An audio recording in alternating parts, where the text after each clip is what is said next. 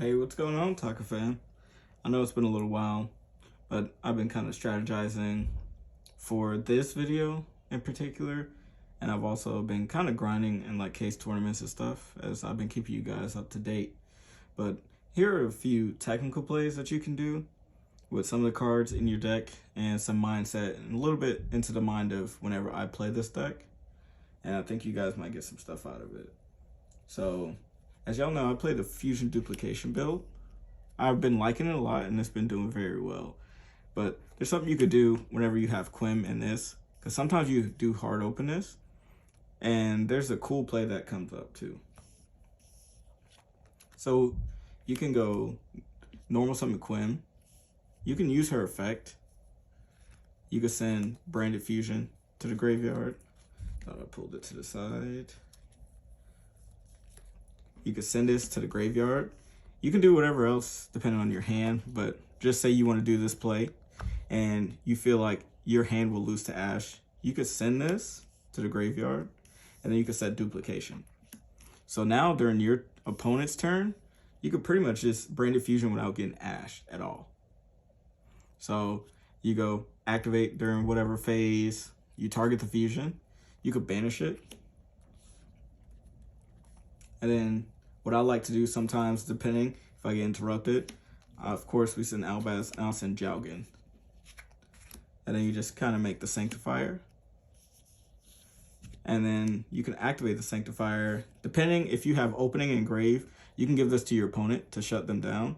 But in this situation, we'll just say that we give them the Albaz and then we take the Jowgen. So that's pretty basic, pretty small.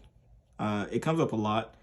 It's one of those technical plays that you might want to know because it could come up, and especially if you know your hand's a little bit weak to Ash, if you have other ways like doing combos like this to play around it, I would suggest doing those. All right. There's also another play that I like doing, a very technical play. Whenever, I mean, it doesn't necessarily have to involve Quim, but it still works too. So it could work one of two ways. You might end up needing any of these other three cards potentially to make this work.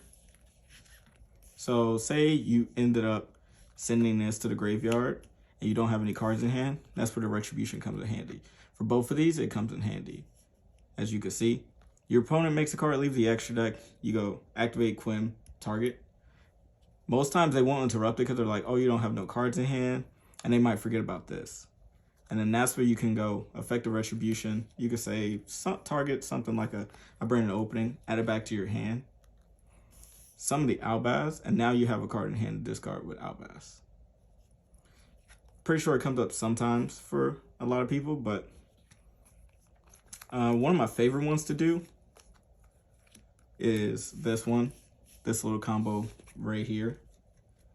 So a lot of times if I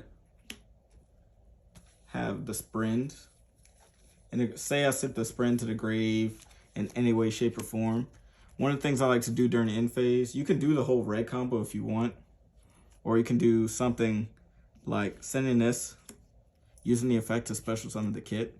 So during the end phase, you go activate kit, you ask for a response, they say no, say you want to recycle anything, you just go chain Retribution once again to add this back. So now you have this in your hand and they don't know what you're going to put back.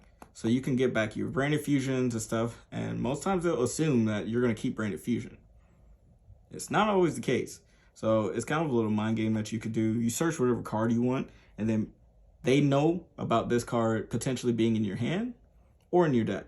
So it's good that you shuffle up your hand too so that they don't know which one is which. So it's kind of a really good technical play. You could do something similar with Branded Fusion and even Cartesia sometimes too, because Cartesia is one of those cards that you always going to see it coming back to your hand. So you can do the same thing with this. You can resolve her first before resolving Sprint. So you guarantee give yourself a card in hand, and then you do the same play where you special the kit and then activate the effect, and then you could chain Retribution. So now you have two cards in hand that they don't know, and you get to search whatever card that you need. and then you could put one of them back. So they only know about these two. And sometimes I like to put back the Cartesia because they knew about it. And it helps put the Cartesia back into the deck. So if I wanted to summon it or resend it with Branded Fusion or something like that.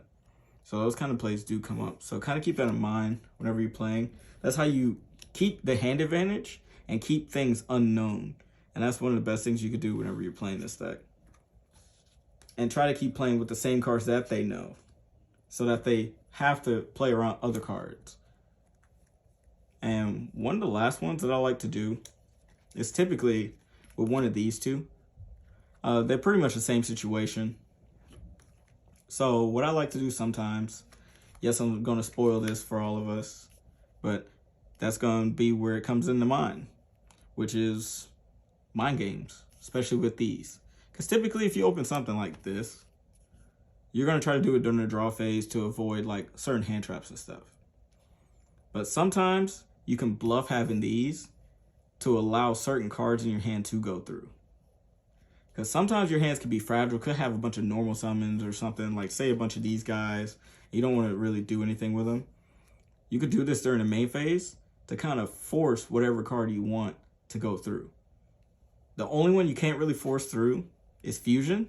But even then, you could still bait, because if they ash you, they play into these. And if they play into this one, you can set Duplication. If they play into this one, you get to look at their hand and then still play with the rest of the cards that you have. Because if you do this, you have a normal summon. So you could try to use it to extend or anything like that. Except for this. We don't count this. But, you know, sometimes this is not bad going second. Because you can randomly discard a card to nuke everything. So typically, whenever you have hands where they're kind of fragile, you kind of need some cards to go through, you got to kind of think, what is everything that your opponent can do? And what are you trying to do? And can you do what you actually want to do? So sometimes it's okay to let certain things go and just kind of don't react until you need to. And then when you do have these cards, it's even stronger. And it's come up a lot, like even testing yesterday against a friend. I had this and his board was crazy, and it was a mirror match because I was trying to walk him through certain things, and this card pretty much cooked him because this forced out a Mirror Jade, and I knew about a Mercury that he searched. So I said, tactics, take. You're forced to do one of two things. Let me take your Jade and turn off your Mercarrier, banish your Jade to turn off your Mercarrier and your Jade, or banish one of your other monsters, and then I take your Jade, so now your Mercarrier is still turned off anyway. You can do stuff like that a lot, and that's really good in certain situations. And cards like this, Drago, can be kind of important. The more you play the mirror, you start to understand that effect negation is really good against us, because we don't care about destruction most times. So if you could set this up, it's really good. And there's a combo I like to do, which a lot of people ignore, because typically this card sucks against us, but you can make it good if you're playing this, because you can make their monster go to level 1, and now Queritus can make them all 0, whichever ones. So that's a really cool technical play to kind of keep an eye on. And this is a lot easier to do now that we have Quim. So setting up both of these is actually still good against the mirror, because every turn you get to negate something and make it 0 along with having this. And if they out it, then you get to get anything out of your deck pretty much. So this was a short video, but let me know what you guys think about that. Let me know if y'all ever thought about doing plays like this, or if y'all ever do them at all. And do y'all kind of play the same way that what I was talking about? I would like to know in the comment section. Leave a like, comment, and subscribe. And lastly, I would like to appreciate you guys. I hit another milestone. I hit over 400 subscribers. So I appreciate y'all for still sticking with me, being patient, and playing Branded. Peace.